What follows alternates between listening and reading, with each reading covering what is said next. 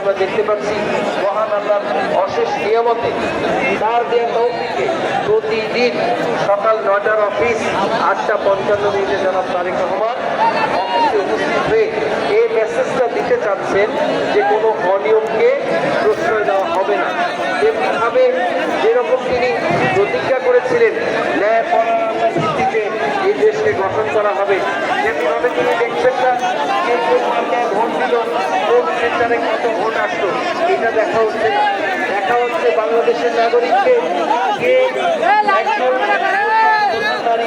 এই হিসেবে ফ্যামিলি কার্ডের তথ্য দেওয়া হচ্ছে। যেভাবে তিনি অঙ্গীকার করেছিলেন সরকারের সপ্তাহ না হতে হবে কৃষকদের 10,000 টাকা পরিমাণ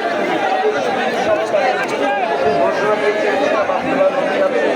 আমরা দেখতে পাচ্ছি বাকি যে কর্মকাণ্ডগুলো হাতে নিয়েছে শুরু থেকে সেগুলো বাস্তবায়নের জন্য আমরা মহান আল্লাহ রাব্বুল আলামিনের দরবারে আজকে এটাও দোয়া করি যেভাবে তিনি আমাদেরকে ফ্যাসিস্ট থেকে মুক্ত করে এবং পরবর্তীতে অন্তর্বর্তীকালীন সরকারের সময় যত রকম টানাপোড়েন